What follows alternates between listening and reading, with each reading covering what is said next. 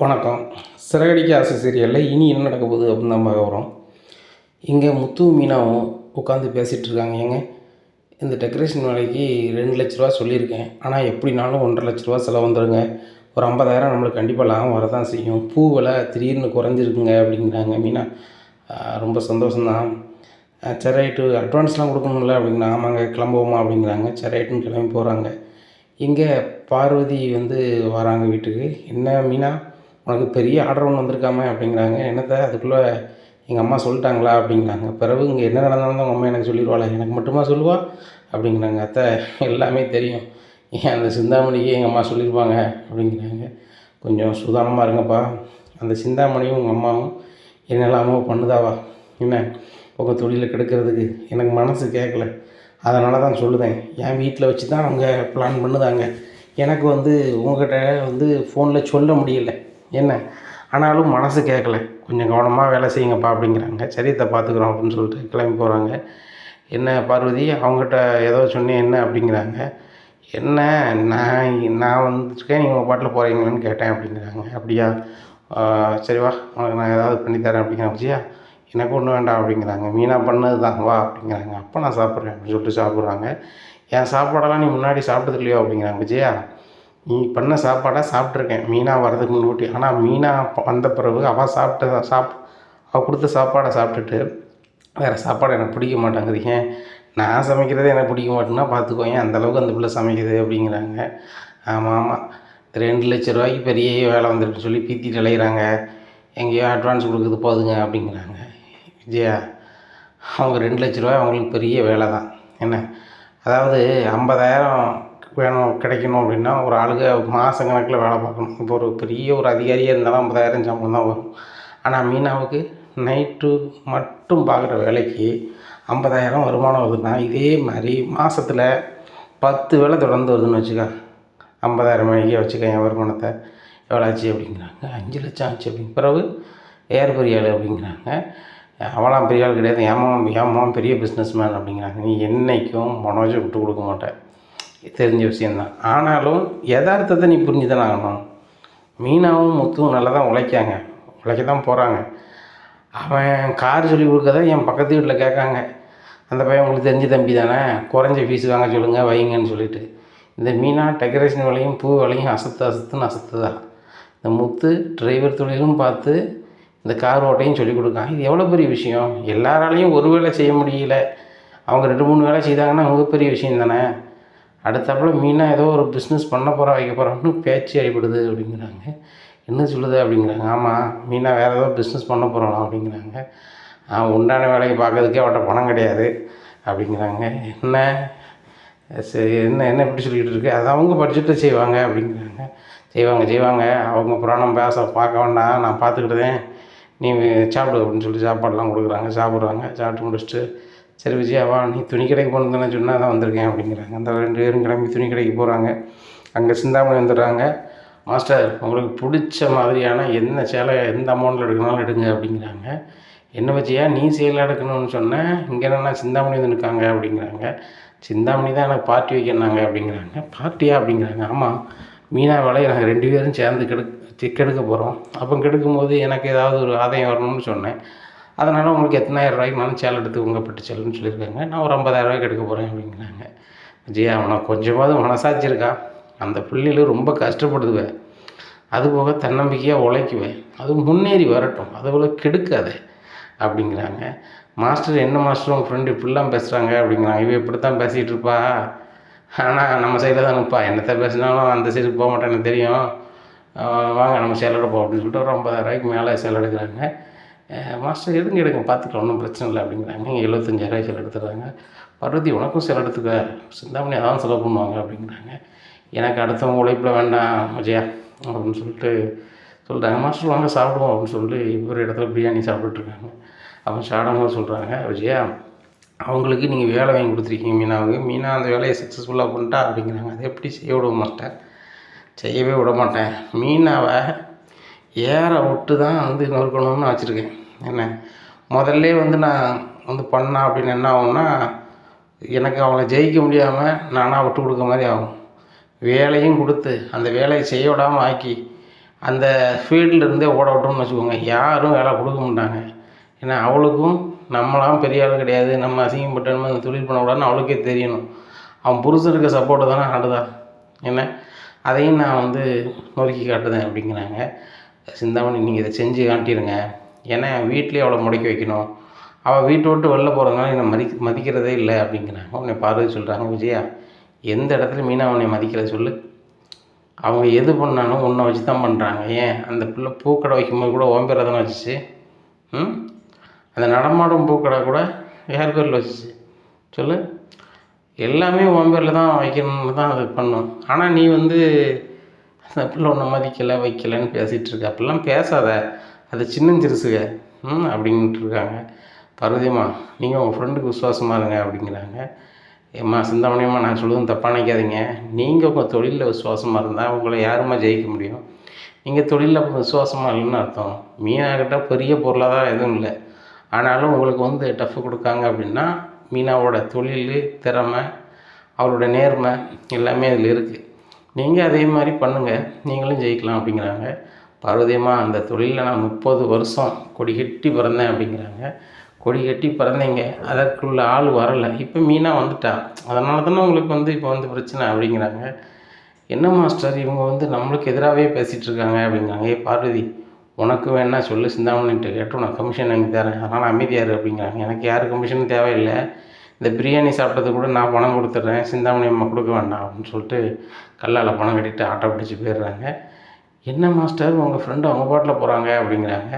அவளுக்கு பொறாமை, எனக்கு நீங்கள் இவ்வளோ விலை கொடுன்னு செல்ல எடுத்து தரீங்க, மற்றபடி மீனாவுக்கு மேலே அவளுக்கு சப்போர்ட்லாம் கிடையாது, அவளுக்கு கொஞ்சம் பொறாமையில் தான் ஏதாவது பேசி போகிறா, நீங்கள் விடுங்க அப்படிங்கிறாங்க. அதானே பணத்தை பார்த்தா தான் எல்லாருக்கும் பொறாமை வருமே, அந்த மீனாவை நான் தொழில் பண்ண விட மாட்டேன், நீங்கள் பயப்படாதீங்க அப்படிங்கிறாங்க.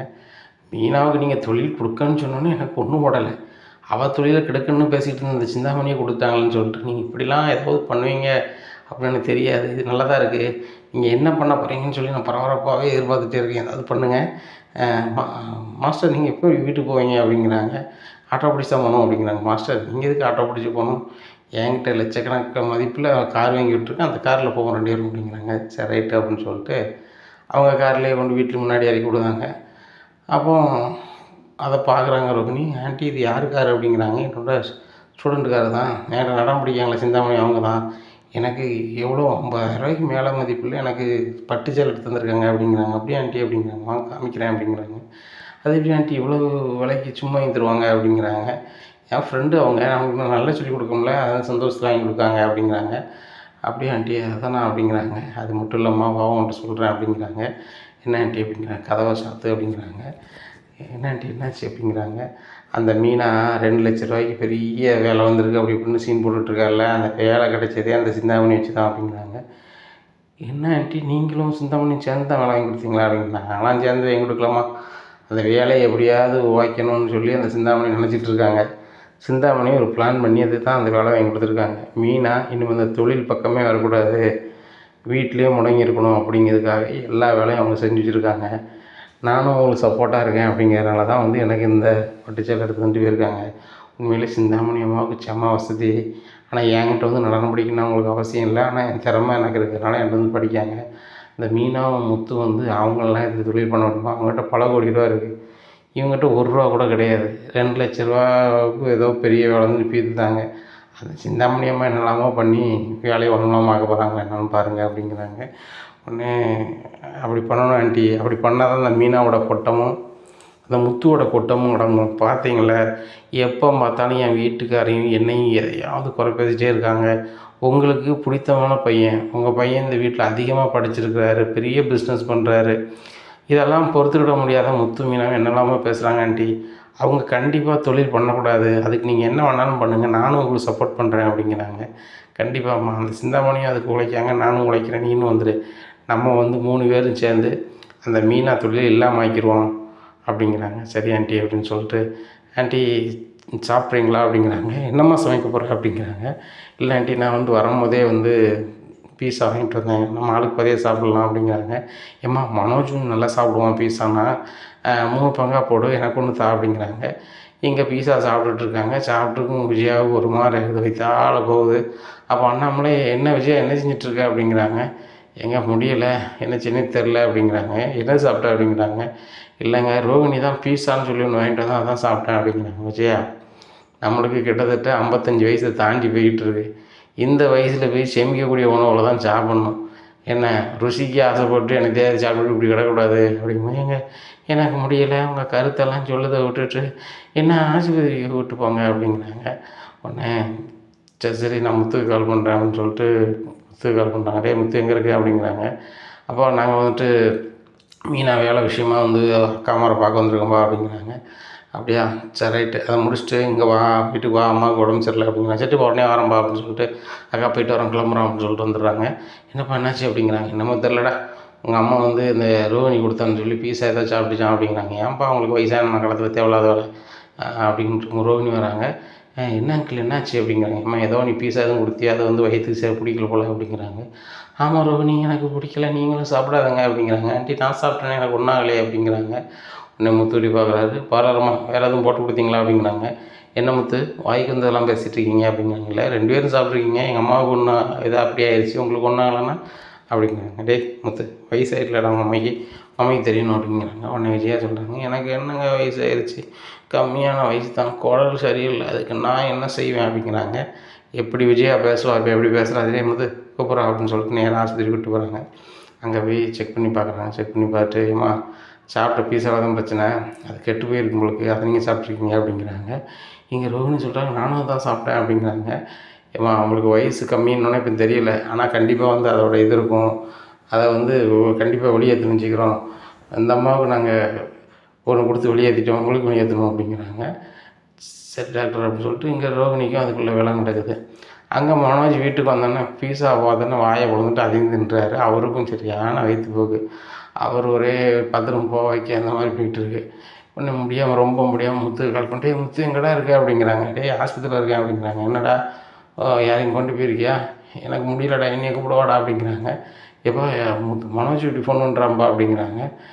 அங்கிள் மனோஜ் வந்து அந்த பீஸாவை சாப்பிட்டுப்பார் நினைக்கிறேன் அப்படிங்கிறாங்க. உடனே மனோஜ் கால் பண்ணிட்டு, அந்த பீஸாவை சாப்பிட்டே அப்படி ஆமாடா அப்படிங்கிறாங்க. டேய் அதை சாப்பிட்டு 2 பேரும் ஆஸ்பத்திரியில் கிடக்காங்க, உன் பொண்டாட்டியும் உங்கள் அம்மாவும் அப்படிங்கிறேன். என்னடா சொல்கிறேன் அப்படிங்கிறேன். சரி வாரேன் அப்படின்னு சொல்லிட்டு வீட்டில் போய் வந்து கூப்பிட்டு வராங்க. டேய் எதை பார்த்தாலும் வந்தோடனே தின்றுவியா, அது என்ன இருக்குது எதுக்கு நீ பார்க்க மாட்டியா அப்படிங்கிறாங்க. இல்லை பீஸானா எனக்கு ரொம்ப பிடிக்கும், அதான் டவான்னு சாப்பிட்டுட்டேன் அப்படிங்கிறாங்க. உனக்கு எது தான் பிடிக்காது, திங்குது வியாபாரம் இருந்தால் தான் போதும், அப்படியே உள்ளே தள்ளிடுவியா அப்படிங்கிறாங்க. உடனே ஆஸ்பத்திரியில் அவங்களுக்கு கிளிப்புன்னு எடுக்காங்க. அப்போ எவ்வளோ ஆச்சு அப்படின்னு சொல்லி கேட்குறாங்க. உடனே 60,000 ஆச்சு அப்படிங்கிறாங்க. 60,000 ஆச்சா அப்படின்னு சொல்லிட்டு முத்து வாயை பழக்கிறாரு.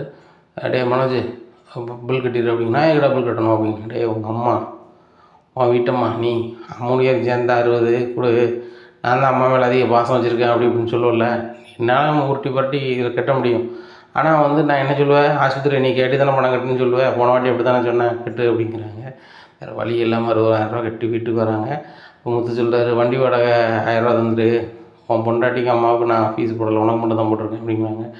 கூட பிறந்த அண்ணனுக்கு நீ வந்து ஃபீஸ் தான் போடுவியா அப்படிங்கிறாங்க. நீ வந்து என்னை தம்பியாகவே நினைக்காத போது நான் உன்னை அண்ணன் நினைக்க முடியாதுல்ல, 1000 ஃபீஸை கொடுத்துட்டு அப்படின்னு சொல்லிட்டு வாங்கிடுறாங்க.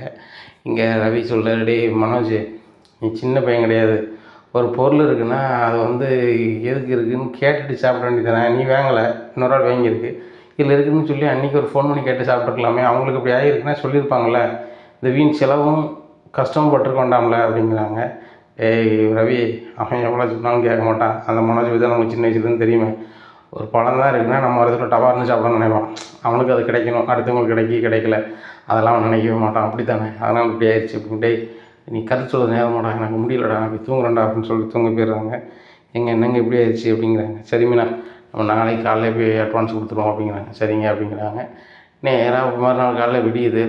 விடிஞ்சோடனே முத்து மீனா வந்து இந்த பூக்கடை இந்த பொருட்கள்லாம் வாங்குறதுக்கு ஒவ்வொரு இடத்துலையா போய் சொல்கிறாங்க. என்னாச்சு, எங்ககிட்ட அட்வான்ஸான தொகை 25,000 தான், அதனால் நீங்கள் எல்லாம் எல்லா பொருளும் கொடுத்துருங்க, இந்த 25,000 கையில் வச்சுக்கிறேன், ஏன்னா அங்கே வேலைக்கு வந்தவங்களுக்கு சாப்பாடு இதுன்னு வாங்கி கொடுக்கணும், ஏன்னா நான் எனக்கு வந்து பணம் செட்டில் ஆனோடனே நான் தந்துடுறேன் அப்படிங்கிறேன். மீனா ஒன்றை பற்றி தெரியாதாம்மா, உங்கள் அம்மா எவ்வளோ நாளாக தொழில் பண்ணுறாங்க, நீ பூ வாங்குற வைக்கிற, ஒன்றுமே பிரச்சனை இல்லைம்மா, மீனா வந்தால் மட்டும் போதுமானது அப்படிங்கிறாங்க. என்னாச்சு ரொம்ப நன்றி என்னாச்சு, தொழில் பண்ணதுக்கு ரொம்ப சப்போர்ட்டாக இருக்கீங்க அப்படிங்கிறாங்க. கஷ்டப்பட்டவங்க முன்னேறி வரணும், அது எங்களுக்கு பிடிக்கும், நாங்களும் கஷ்டப்பட்டு தான் இந்த நிலைமைக்கு வந்திருக்கோம் அப்படி இப்படின்னு எல்லா கடைக்காரங்களும் சொல்கிறாங்க. எல்லாரையும் பார்த்துட்டு வீட்டுக்கு வந்துடுறாங்க. அதுக்கப்புறம் சிந்தாமணி மீனாக எந்தெந்த கடையில் போய் அட்வான்ஸ் கொடுத்துருக்காங்களோ அத்தனை கடைக்கும் போகிறாங்க. எனக்கு தெரியுதில்ல அப்படிங்கிறாங்க. சிந்தாமணிம்மா உங்களுக்கு தெரியாதா அப்படிங்கிறாங்க.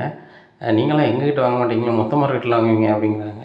மொத்த மார்க்கெட்டில் தான் வாங்குவேன், இனிமேல் எல்லாமே உங்கள்கிட்ட வாங்க தான் இருக்கேன். ஆனால் நீங்கள் வந்து சம்மந்தமே இல்லாத ஆளை வளர்த்துடணும்னு நினைக்கிங்களே அப்படிங்கிறாங்க. யாரை சொல்கிறீங்க சிந்தாமணிம்மா அப்படிங்கிறாங்க. வேறு யார்? அந்த மீனா தான். எனக்கு எதிராக அவள் டெக்கரேஷன் தொழில் பண்ணுறா, நீங்கள் அவங்களுக்கு பொருள் கொடுக்கீங்க, இன்னும் நீங்கள் அவங்களுக்கு பொருள் கொடுக்கக்கூடாது அப்படிங்கிறாங்க. அது எப்படிம்மா, பொருள் தாரன்னு சொல்லிட்டோமே அப்படிங்கிறாங்க. தாரன்னு சொல்லிட்டீங்க, இந்த வாட்டி கொடுங்க, அடுத்த வாட்டி கொடுக்காதீங்க அப்படிங்கிறாங்க. இல்லைம்மா அது சரி வராது அப்படிங்கிறாங்க. இல்லை நான் உங்களுக்கு மொத்தமாக வாங்கிக்கிறேன், நீங்கள் வந்து எனக்கு மொத்தமாக கொடுங்க, நீங்கள் அந்த மீனாவை கொஞ்சம் கொஞ்சமாக தானே கொடுப்பீங்க, எல்லாமே நான் எடுத்துக்கிறேன், நான் சொன்னதை செஞ்சீங்கன்னா நான் வந்து எடுத்துக்கிறேன் அப்படிங்கிறாங்க. சொல்லுங்கள் சிந்தாமணி என்ன செய்யணும் அப்படிங்கிறாங்க. பூவை மீனாவை கொடுக்கணும்னு சொல்லலை, ஆனால் எங்களுக்கு எல்லாருக்குமே வந்து என்ன வேணும், ஃபுல்லாக தொகை வேணும், தந்தால் தான் தருவேன், இல்லைன்னா வாய்ப்பு இல்லை, அட்வான்ஸ் வந்து எனக்கு வேண்டாம், பொருளுக்குள்ளே பணம் வேணும் அப்படின்னு நீங்கள் கேட்கணும் அப்படிங்கிறாங்க. இல்லைம்மா அந்த பொண்ணுகிட்ட அவ்வளோ பணம் இருக்காது அப்படிங்கிறாங்க. எனக்கும் நல்லா தெரியும், எனக்கு தொழிலுக்கு போட்டியாக தான் நான் அந்த வேலையை அவளுக்கு நான் வாங்கி கொடுத்துருக்கேன், அவளுக்கு இந்த பணத்தை வச்சு செய்ய முடியாமல் இந்த வேலையை இடையிலே விடணும், என்ன விட்ட உடனே அந்த வீட்டுக்காரங்க ரொம்ப சங்கடப்படுத்தணும் அந்த மீனாவை. இந்த தொழில் வேண்டாம் ஒன்றும் வேண்டாம்னு செல்ஃபோனெல்லாம் ஆஃப் பண்ணிக்கிட்டு இந்த ஊரை விட்டே போகணும். அதுக்கு தான் நான் இந்த வேலையை பார்க்கேன், நாங்கள் பிடிங்க, நாங்கள் ஆளுக்கு 50,000 வச்சுக்கோங்கன்னு அவங்க கடையில் பூரா கொடுக்காங்க. இனிமேல் தொழில் பூரா அவங்கள்ட்ட தான் வாங்குவேன், அந்த மீனாட்ட பணம் வேணும்னு சொல்லி எல்லோரும் ஃபோன் அடிக்கங்க அப்படிங்கிறாங்க. எல்லாருமே ஃபோன் அடிக்கிறாங்க மீனாட்ட. மீனா இந்த பூ விலை காருமாராக ஏறிடுச்சு, அதனால் நீங்கள் வந்து அட்வான்ஸ் கொடுத்தா தான் தர முடியும் வைக்க முடியும் அப்படிங்கிறாங்க.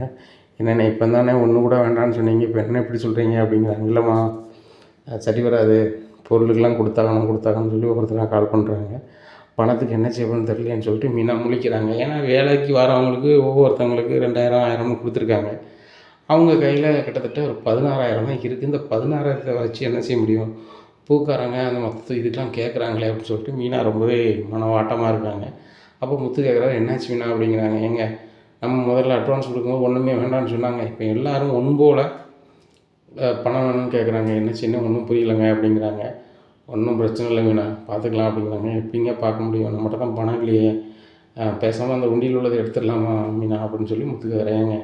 அது வீடு கட்டுறதுக்கு வச்சுருக்குங்க அப்படிங்கிறாங்க. மீனா நம்மளுக்கு இல்லாத யாருக்கு அப்படின்னு இருக்காங்க. இல்லைங்க அது நம்ம மாடியில் ரூம் கட்டணும், உங்கள் அம்மா நம்மளை என்னெல்லாமோ பேசியிருக்காங்க, அது நம்ம வீம்புக்கு சேர்த்துட்ருக்கோம், கண்டிப்பாக இது பண்ணக்கூடாது அப்படின்ட்டு இருக்கும்போது ஸ்ருதி வந்து மீனா என்ன பண்ணிகிட்ருக்கீங்க அப்படிங்க. ஒன்றும் இல்லை, வேலை விஷயமா பேசிகிட்ருக்கேன் அப்படிங்கிறாங்க. நீங்கள் பேசுனது எல்லாமே கேட்டேன் மீனா அப்படிங்கிறாங்க. என்ன ஸ்ருதி அப்படிங்கிறாங்க. ஆமாம் கேட்டேன், கவலைப்படாதீங்க, உங்களுக்கு 50,000 கிடைக்கும் அப்படின்னா நீங்கள் 1,50,000 முதல் போடணும் அப்படி தானே அப்படிங்கிறாங்க. ஆமாம் என்கிட்ட ஒரு 16,000 இருக்குது அப்படிங்கிறாங்க. அதை விட்டுருங்க, உங்களுக்கு நான் ஒரு 1,50,000 தரேன் சரிங்களா, அதை வச்சு நீங்கள் வேலை சக்ஸஸ்ஃபுல்லாக பண்ணுங்கள், ஜெயிச்சு வாங்க, எங்கள் அக்கா ஜெயிச்சா எனக்கு விரும்ப தானே அப்படிங்கிறாங்க. என்ன ஸ்ருதி நான் உங்கள்கிட்ட பணமே கேட்கலையே, அதுக்குள்ளே தாரன்னு சொல்கிறீங்க அப்படிங்கிறாங்க. அக்கா நீங்கள் எனக்கு எவ்வளவோ பண்ணியிருக்கீங்க, இதை கூட பண்ணாட்டேன் அப்படிங்கிறாங்க. உடனே விஜயா வராங்க. என்ன ஸ்ருதி அவள் கேட்காம நீ கொடுக்குறாங்க, உன்னை அந்தளவுக்கு மயக்க வச்சுருக்கானே அப்படிங்கிறாங்க. உன்னை ஆண்டி என்ன ஆண்டி பேசுகிறீங்க, என்னையும் மீனாக்க ஏன் மயக்கணும், நானே மயங்கி போய் தான் இருக்கேன் அப்படிங்கிறாங்க. என்ன ஸ்ருதி வாயிலாம் நீளுது அப்படிங்கிறாங்க. ஆண்டி வாயிலாம் நீளல, அதே இடத்துல தான் இருக்குது அப்படிங்கிறாங்க. உனக்கு ரவி ரொம்ப செல்லம் கொடுத்து வச்சுருக்கான் அப்படிங்கிறாங்க.